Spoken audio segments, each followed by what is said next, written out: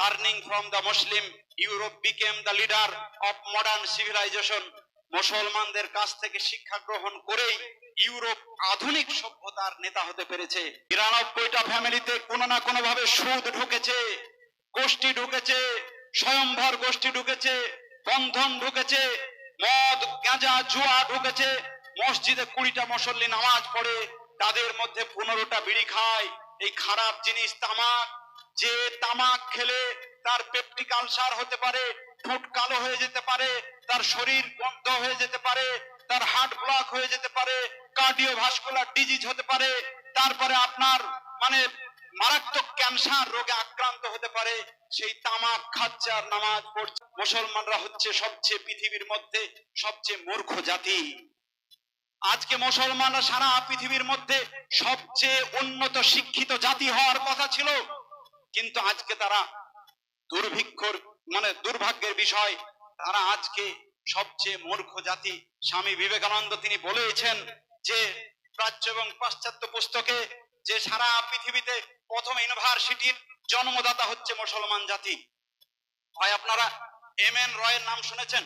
মানবেন্দ্রনাথ রয় নাম শুনেছেন?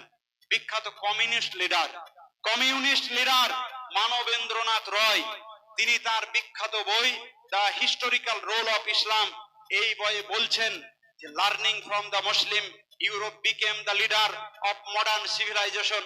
মুসলমানদের কাছ থেকে শিক্ষা গ্রহণ করেই ইউরোপ আধুনিক সভ্যতার নেতা হতে পেরেছে।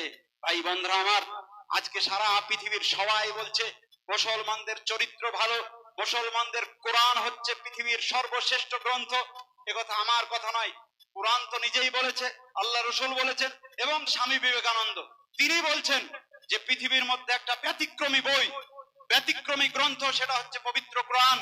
যে কোরআনে আজ পর্যন্ত কেউ একটা কলম চালাতে পারেনি, একটা নুক্তা দিতে পারেনি, একটা ফোঁটা দিতে পারেনি, এটা স্বামী বিবেকানন্দ বলছেন। স্বামী বিবেকানন্দ কোরআনকে মূল্যায়ন করেছেন, কিন্তু বড় দুঃখের বিষয় মুসলমান আজকে কোরআনকে মূল্যায়ন করতে পারলো না, মুসলমান আজকে ইসলামকে মূল্যায়ন করতে পারলো না। আজকে তারা অন্যের কাছে ভিখারির হালাতে দিন যাপন করছে। কিন্তু মুসলমানরা সারা পৃথিবীকে সুশাসন দেওয়ার জন্য এই পৃথিবীতে মুসলমানদের আবির্ভাব ঘটেছিল, সারা পৃথিবীকে শান্তি পাইয়ে দেওয়ার জন্য। কিন্তু আজকে মুসলমানরাই অশান্তির মধ্যে পড়ে আছে। তারা আজকে দিশা পাচ্ছে না কোন দিকে যাবে, কোন নেতার অনুসরণ করবে, কোথায় গেলে তারা সুবিচার পাবে। আজকে তারা কোনো দিশা পাচ্ছে না। অথচ আজ থেকে 1400 বছর আগে দিশা দেখিয়ে গিয়েছেন নবী মুহাম্মদ সাল্লাল্লাহু আলাইহি সাল্লাম।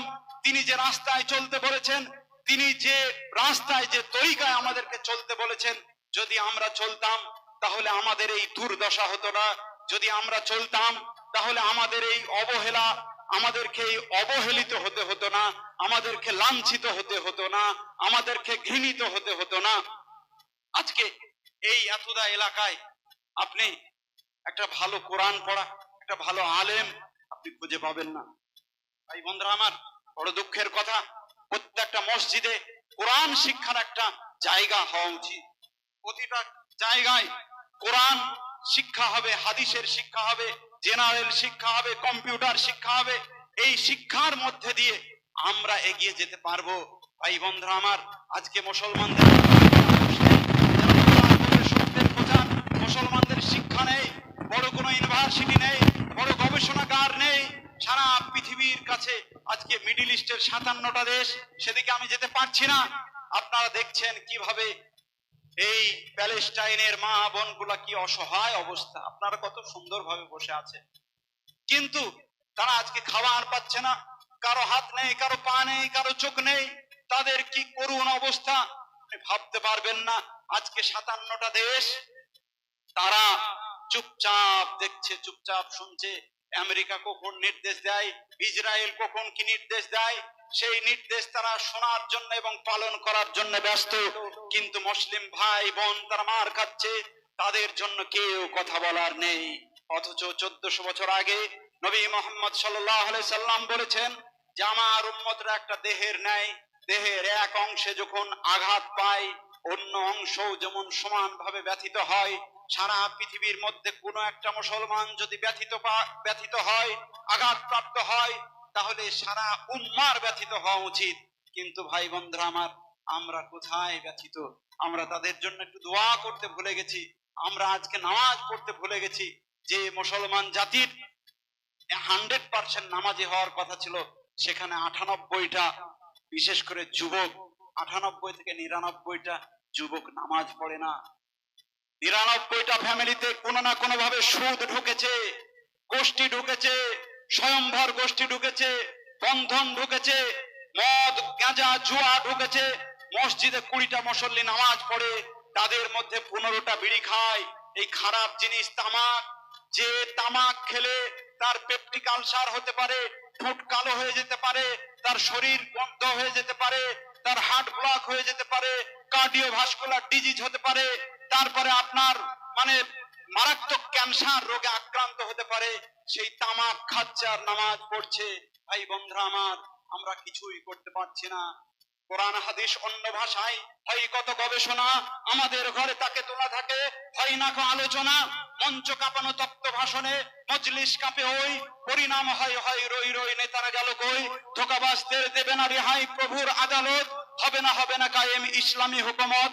ক্ষমতার টানে সম্মুখ পানে যদি জীবন না দিতে পারো, তবে স্বার্থন্যাসী হয়ে গেছো তুমি, আজই ইসলাম ছাড়ো। অযথা তুমি ভেঙো না শপথ লক্ষ কোটি জনতার, লক্ষ কোটি জনতা তোমার দেয়নি সে অধিকার। দাড়ি টুপিয়ার নেতা কমিটি হবে না আন্দোলন, দেশে কিছু করতে গেলে চায় গণজাগরণ। ভাই বন্ধুরা আমার, গণজাগরণ তৈরি করতে হবে। যে জাগরণ তৈরি করে গিয়েছিলেন মোহাম্মদ সাল্লাল্লাহু আলাইহি সাল্লাম এবং তার অনুসারীরা, সেই রকম জাগরণ তৈরি করতে হবে। আজ থেকে প্রতিজ্ঞা নিতে হবে যে বিড়ি খাই বিড়ি খাবো না, যে বন্যায় বন নেব না, যে মদ খাই মদ খাবো না, যে পর্দা করে না সে পর্দা করব না। এইভাবে প্রতিজ্ঞা নিতে হবে। যদি প্রতিজ্ঞা না নিতে পারি, তাহলে এমন একটা সময় আসছে, সেই দিন তওবা করার সময় থাকবে না। আপনাকে পিটিয়ে মারা হবে, হত্যা করা হবে, জয় শ্রীরাম বলা হবে, আপনি কিছুই করতে পারবেন না। মুসলমানদের যদি ঈমান না থাকে, তাদের বাঁচাবার কেউ থাকবে না, কোনো দাদা দিদি কেউ আপনাকে বাঁচাবে না। যে মুসলিম জাতি বিশ্ব জগৎ করেছিল স্তম্ভিত, হারাইয়া গতিপথে বসে কেন আজ তারা হতবম্বিত। নবসভ্যতা এনেছিল যারা, অসভ্যতারাই আজ তাদের আচার ব্যবহারে হাই ইহুদি ও পাইলাজ। অন্যের জ্ঞান বিলাইল যারা, আজ তারা অজ্ঞান। বিশ্বের জ্ঞান মহফিলে আর নাই যে তাদের স্থান। জামানার পটে চলচ্চিত্রে গতিহীন তাসবীর, অভিশাপ আর চিল্লতে ভরা সে বুলন্দ তাকদীর। অগ্রে দৃষ্টি চলে না তো আর, শুধু চাই পাশ্চাতে, তাহাও দেখিতে পাই না স্পষ্ট সে ক্ষীণ দৃষ্টিপাতে। অপর জাতির রকেট যখন চাঁদের পানেতে ধায়, সেই যুগেরা রয়েছে মত্ত চাঁদ দেখা ফতুয়ায়। আর কি রেহায় তাসবীর, পাইবে না আলো প্রাণ, যুগের ফিল্মে চলচ্চিত্রে লভিবে না আর স্থান। ভাই বন্ধুরা আমার, সময় পার হয়ে গেছে, আমার হাতে স্লিপও চলে এসেছে, আর বেশি দূর যেতে পারছি না। একটু বোঝার চেষ্টা করবেন যে জাতির আজ কি মানে বেহাল অবস্থা। শিক্ষা না থাকার কারণে, স্বাস্থ্য না থাকার কারণে, গবেষণাগার না থাকার কারণে, বড় হসপিটাল না থাকার কারণে আজকে কোথায় সম্মান আছে, কোথায় মান ইজ্জত আছে? সব জায়গাতে আজকে আমরা বেইজ্জতি হচ্ছি। হসপিটালে বেইজ্জতি, স্কুলে বেইজ্জতি, সেখানে আপনার অজান্তেই আপনার দুর্গাপূজার চাঁদা নেওয়া হচ্ছে, অজান্তেই আপনার মানে ওই সরস্বতী পূজার চাঁদা নেওয়া হচ্ছে। আপনি বুঝতেই পারছেন না। আপনার ঈমান আমল, আপনার চরিত্র মাধুর্য ধরে রাখা বড়ই কঠিন ভাই।